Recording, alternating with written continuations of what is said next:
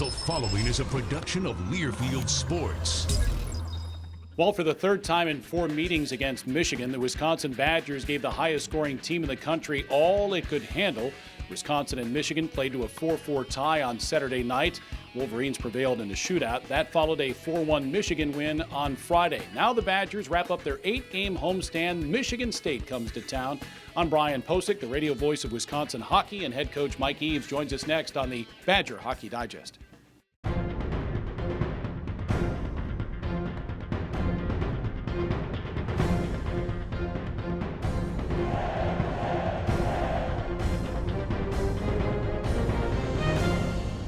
The Badger Hockey Digest is brought to you by Charter Communications. I know, Mike, last week you were talking about stop flirting and let's ask the young lady to dance, and you flirted again with Michigan on Saturday. That's 3 out of 4 this year where you've given them all they can handle. That was, again, an entertaining hockey game on Saturday night at the Kohl Center. It was very entertaining. It's interesting.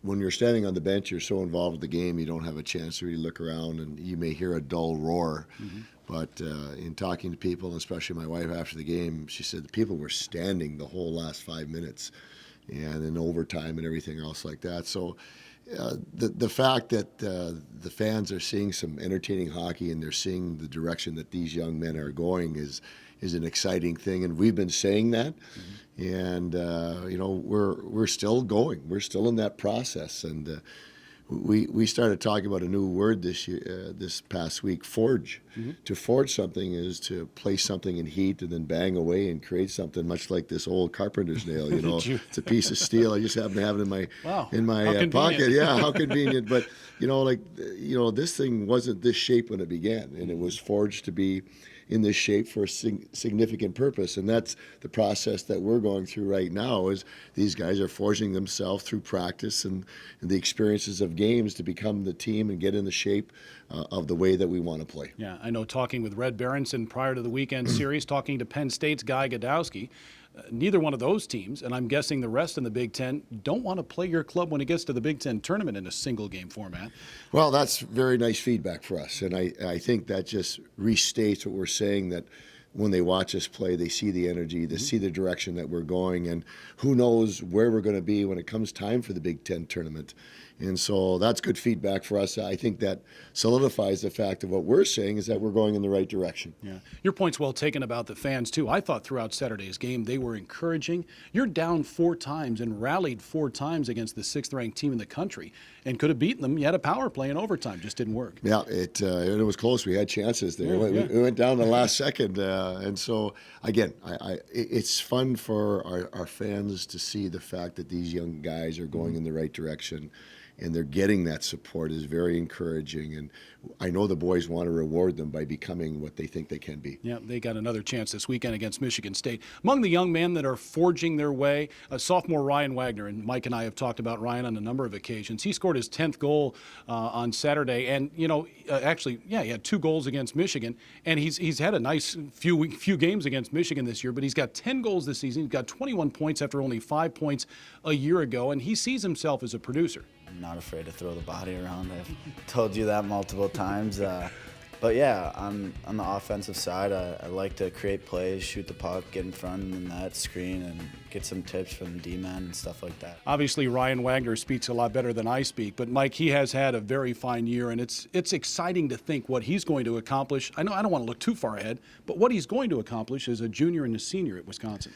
When we recruited Ryan, I don't think most people would know the process, but he led his team to a national championship when he was playing midget hockey, and he's got that in his background. It was one of the reasons that we recruited him. And his senior year, he went to the Ann Arbor program in Michigan, a very high-level program, was kind of given a different type of role rather than be a goal scorer.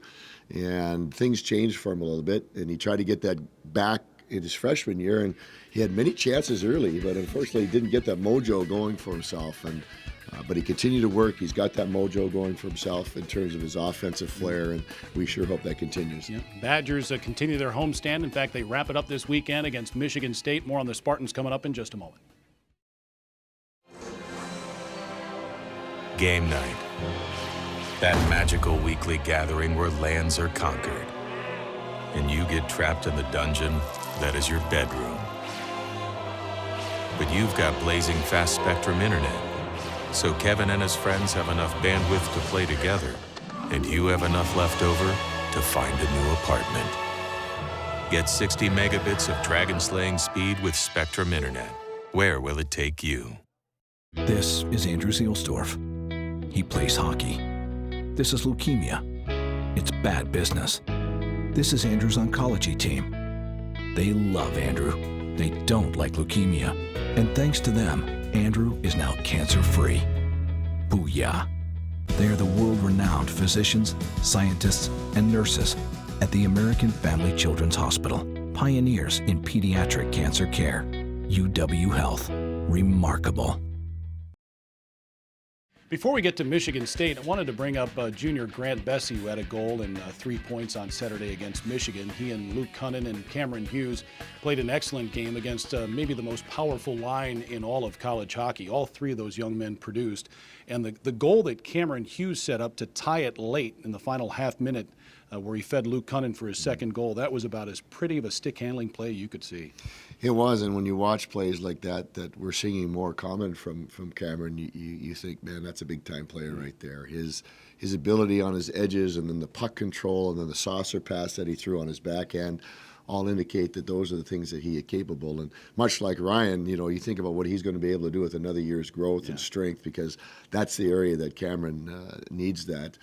He's got the ability, and it was fun to watch. And on the replays, there was different angles on it, so really came to appreciate it the more I watched it. I was going to say, you can appreciate plays like that. Absolutely. You did a few of those, I'm sure. And as far as Grant Bessie's concerned, he notched his 7th goal of the season on Saturday. It tied the game at 2.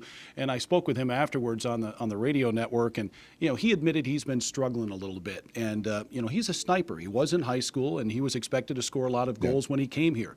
And I said, did you pick your spot on that snipe that went short side? He said, no, I stopped picking my spots now. I'm just shooting the puck. They're going to come, and eventually he's going to get that confidence too, where he's going to pick his spot and he's going to hit the spot. No, it's hard, I think, for people that maybe have not participated at a high level of athletics, that offense is something that you wish you could control, but there's an energy and a flow that comes with it that you really have no control over it. Much like wavelengths that go up and down, and when you're riding that high wave, man, there's nothing better, and you don't want to lose that. And then when you start to get away from that, you can actually make yourself go deeper by fighting it. And I think right now that I think this is the longest goal-scoring drought that Grant has had in probably his whole life, and he's just got to work through it.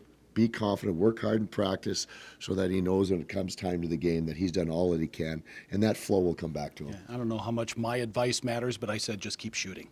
Well, yeah, there is that, because you're not going to shoot on those shots you don't take. Exactly. Well, now you've got a goaltender, the best in the Big Ten last year and an All-American last year, and Jake Hildebrand and the Michigan State Spartans coming to town Friday and Saturday night. And they're a team that's been struggling, but they beat Michigan a couple of weeks ago, and I know 2 pretty good games up in East Lansing when you played them in December. Whenever you have a good goaltender, that's an equalizing factor, and we're going to have to make it difficult for Jake and net there. We're going to have to get a lot of pucks and bodies at the net. I know they like to block a lot of shots, which helps them. So it'll be a challenge. And as I said, if you're not ready to compete every week, you're going to have your hat handed to you. So we got to compete hard. All right, good luck. Thank you. Sure, that's Badgers coach Mike Eaves. Wisconsin and Michigan State Friday and Saturday night. Both games start at 8 o'clock at the Kohl Center. Friday's game is on the Big Ten Network. Both games on the radio on the Badgers Sports Network. And for Mike Eaves, I'm Brian Posick. Thanks for watching the Badger Hockey Digest.